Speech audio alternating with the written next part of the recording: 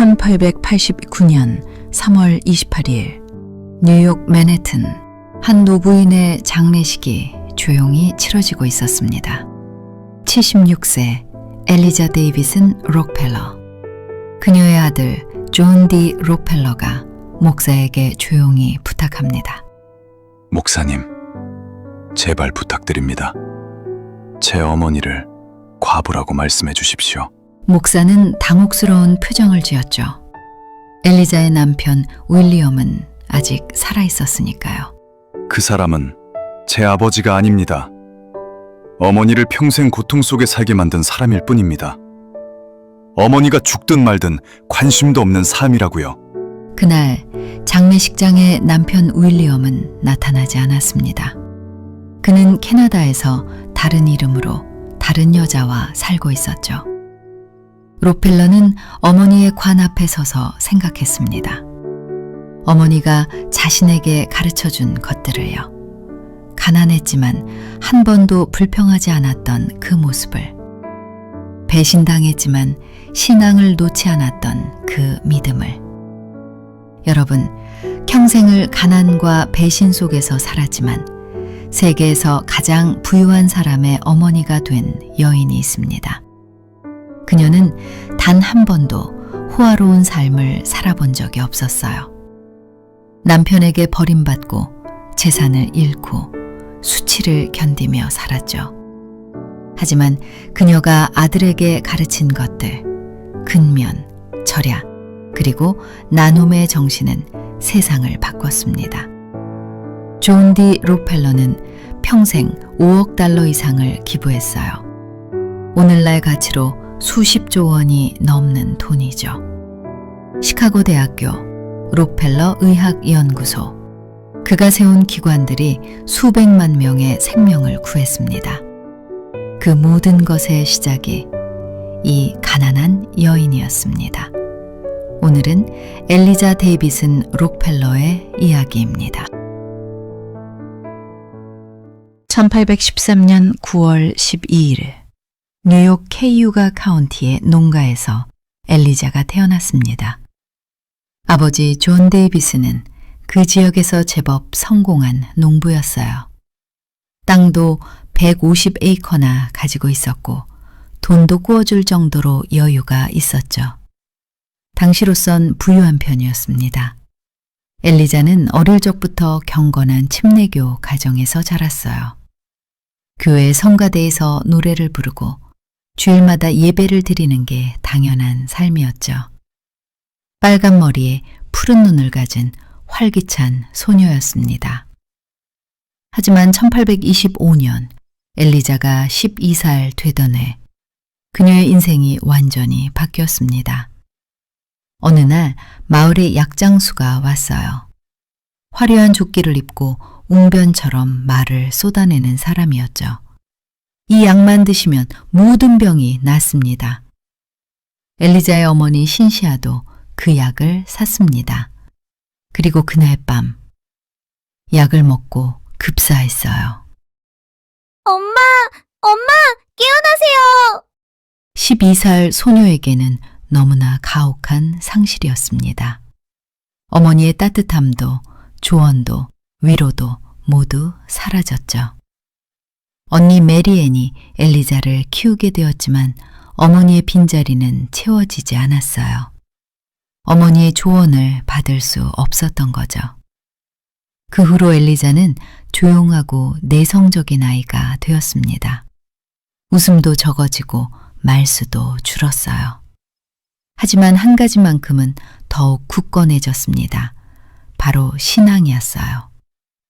교회가 엘리자의 피난처가 되었습니다. 매주 일요일 그녀는 교회에서 위로를 받았죠. 어머니는 하늘나라에 계셔. 언젠가 다시 만날 거야. 그렇게 11년이 흘렀습니다. 1836년 겨울 엘리자는 24살이 되었어요. 당시로선 결혼이 좀 늦은 나이였죠. 여전히 조용하고 신중한 성격이었습니다. 그런데 어느 날 한 남자가 엘리자의 집 앞에 나타났어요. 윌리엄 에이버리 록펠러. 사람들은 그를 빅빌이라고 불렀습니다. 재미있는 일화가 있어요. 윌리엄이 판매원으로 일할 때 청각 장애인인 척 연기를 했대요. 석판에 저는 듣지도 말하지도 못합니다. 라고 써서 사람들의 동정심을 얻었죠. 엘리자의 집에 왔을 때도 그랬어요. 엘리자는 그를 보고 말했습니다. 저 사람이 정말 듣지 못하는 게 아니라면 결혼하고 싶어. 그런데 윌리엄은 사기꾼이었습니다. 청각 장애인인 척 한 거였죠. 진실을 알았을 때도 엘리자는 이미 그에게 끌려 있었어요. 화려한 옷을 입고 말솜씨가 좋고 사람들의 시선을 사로잡는 매력이 있었으니까요. 아마도 그의 밝은 에너지가 자신의 우울하고 조용한 삶에 빛을 비춰주는 것처럼 느껴졌을 거예요. 엘리자의 아버지 존 데이비스는 즉시 알아챘습니다. 저 남자는 위험하다. 내 딸을 불행하게 만들 사람이야. 아버지는 강력하게 반대했어요. 하지만 엘리자는 이미 마음을 정했습니다.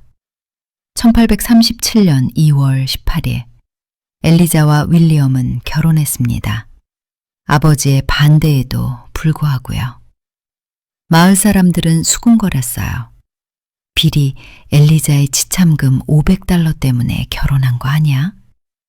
실제로 윌리엄은 이미 다른 여자 낸시를 사랑했지만 그녀가 가난해서 포기했던 거죠. 그리고 엘리자와 결혼한 후에도 낸시를 가정부로 들여왔습니다. 저런 생활은 엘리자가 상상했던 것과 완전히 달랐습니다. 1838년 첫 딸 루시가 태어났어요. 그런데 같은 해 가정부 낸시도 윌리엄의 아이를 낳았습니다. 클로린다라는 딸이었죠. 엘리자는 알았습니다. 자신이 선택한 남자가 어떤 사람인지. 하지만 이미 결혼했고 아이가 태어났어요. 그리고 계속해서 아이들이 태어나기 시작했죠. 1839년 존 데이비슨 록펠러, 1840년 낸시가 또 윌리엄의 아이 코넬리아를 낳았습니다.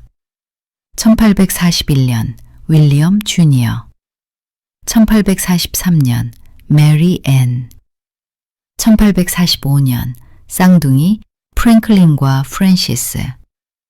엘리자는 6명의 자녀를 키우고 있었어요. 그런데 남편은 몇 달씩 집을 비웠습니다. 윌리엄은 약을 팔러, 말을 거래하러, 소금 장사를 하러 돌아다닌다고 했어요. 하지만 실제로는 다른 여자들과 시간을 보냈죠. 엘리자는 혼자서 아이들을 키워야 했습니다. 돈도 부족했어요. 남편이 가끔 현금을 가지고 오긴 했지만 규칙적이지 않았죠. 그런데 1849년 최악의 사건이 벌어졌습니다. 윌리엄이 가정부를 성폭행한 혐의로 고발당한 거예요. 피해자는 앤 밴더빅이라는 여성이었습니다. 재판을 피해 윌리엄은 가족을 데리고 오웨고로 도망쳤어요. 그리고 그 소식을 들은 엘리자의 아버지는 화가 났습니다. 존 데이비스는 윌리엄에게 빌려준 돈 $1175를 갚으라며 소송을 걸었죠. 하지만 윌리엄은 법정에 나타나지 않았고 엘리자는 집과 재산을 잃었습니다. 10살 아들 존은 그 모든 수치와 고통을 지켜봐야 했어요. 마을 사람들의 수군거림, 아버지의 악행, 어머니의 눈물. 엘리자는 무너질 수도 있었습니다. 남편은 사라졌고 재산은 없고 6명의 아이를 키워야 했으니까요. 주님, 이 고통이 언제까지입니까? 하지만 엘리자는 다시 교회로 갔습니다. 1853년 가족은 오하이오 클리블랜드로 이사했어요. 새로운 시작이었죠. 매주 일요일 엘리자는 아이들을 데리고 이리 스트리트 침례교회로 나갔습니다. 헌금함이 돌 때마다 그녀는 어린 존의 손을 잡고 동전을 쥐어주며 말했어요. 하나님께 드리는 거란다. 네가 가진 것의 10분의 1은 항상 하나님께 드리는 거야. 엘리자는 자녀들에게 가르쳤습니다. 일하라. 저축하라. 그리고 나누라. 낭비하면 궁핍해진다. 그녀는 아이들에게 집안일을 시켰고 스스로 돈을 벌게 했어요. 존은 칠면조를 키우고 감자를 팔고 이웃에게 돈을 구워주며 이자를 받는 법을 배웠죠. 12살 때 존은 $50를 모았습니다. 어머니의 조언으로 그는 농부에게 7% 이자로 돈을 빌려줬어요. 1년 후 원금과 이자를 받았을 때 존은 깨달았습니다. 돈이 나를 위해 일하게 할 수 있구나. 엘리자는 아들에게 말했습니다. 존, 돈이 너의 주인이 되지 않게 하렴. 너가 돈을 잘 다스릴 줄 알아야 해. 세월이 흘렀습니다. 엘리자는 여전히 가난했어요. 남편은 여전히 나타나지 않았고요. 하지만 그녀는 포기하지 않았습니다. 매일 아침 엘리자는 아이들을 깨우며 말했어요. 일어나거라. 오늘도 하나님께서 주신 하루다. 그녀는 아이들에게 집안일을 나누어 주었고 스스로 책임지는 법을 가르쳤죠. 존은 일찍 일어나 장작을 패고 집안을 청소하고 동생들을 돌봤어요. 그리고 매주 일요일 빠짐없이 교회에 나갔습니다. 엘리자는 헌금함에 동전을 넣을 때마다 아이들에게 말했죠. 하나님께서 우리에게 주신 것을 기억하렴. 우리가 가진 것은 모두 하나님의 것이란다. 존 디 록펠러는 어머니의 그 모습을 평생 잊지 않았습니다. 가난했지만 나누는 어머니, 배신당했지만 신앙을 지키는 어머니. 16살에 첫 직장을 얻었을 때 존은 어머니를 찾아갔어요. 어머니, 제가 첫 월급을 받았어요. $45입니다. 엘리자는 아들의 손을 잡고 말했습니다. 잘했구나, 존. 그런데 교회에 얼마를 드릴 거니? 존은 망설임 없이 대답했어요. 10분의 1입니다. $4.50요. 엘리자는 아들을 안아주며 눈물을 흘렸습니다. 자신이 가르친 것을 아들이 기억하고 있었던 거죠.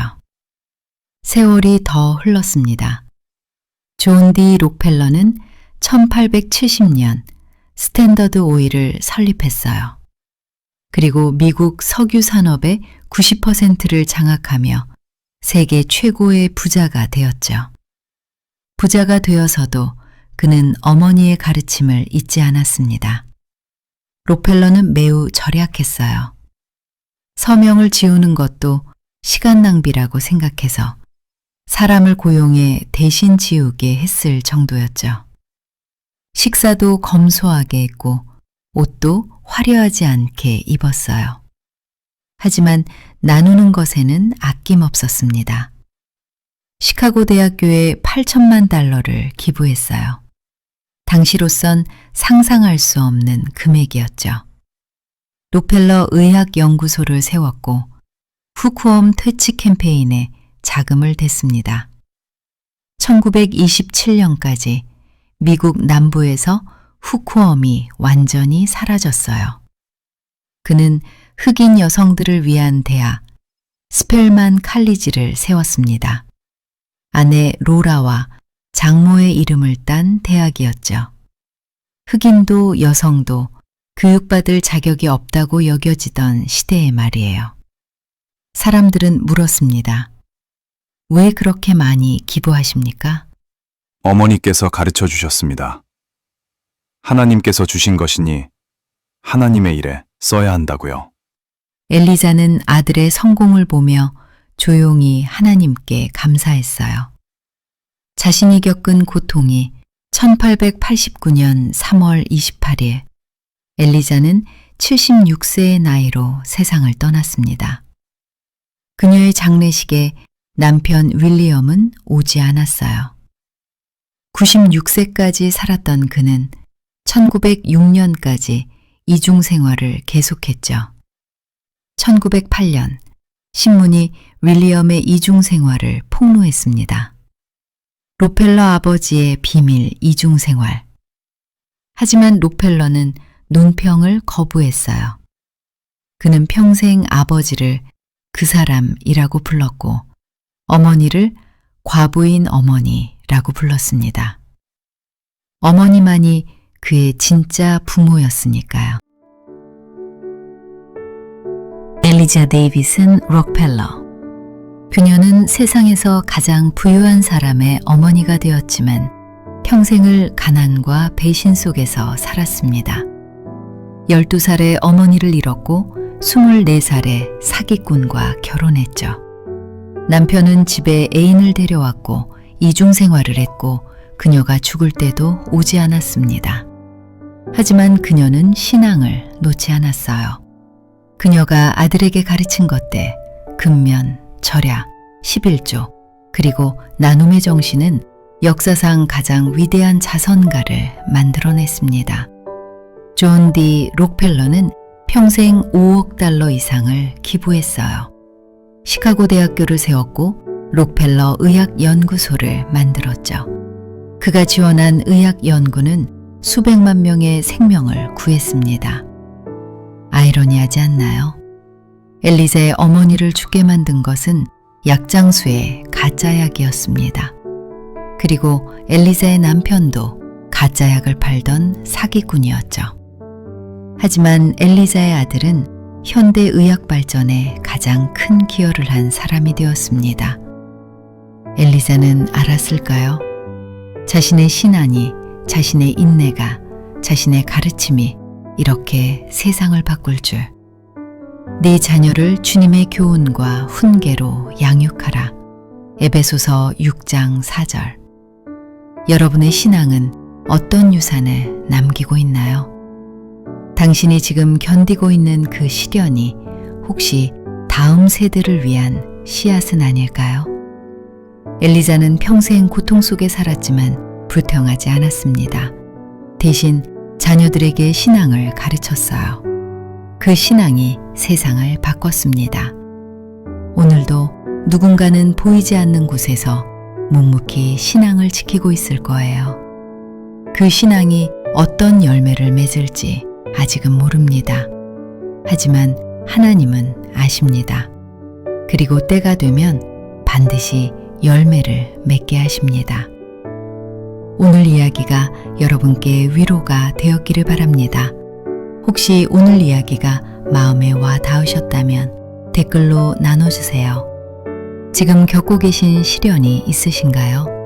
아니면 신앙으로 극복한 경험이 있으신가요? 그리고 이 이야기가 도움이 되셨다면 공감 버튼 한번 눌러주시면 정말 큰 힘이 됩니다. 다음에도 여러분의 삶에 위로와 용기를 주는 이야기를 가져오겠습니다. 오늘도 평안한 하루 보내세요.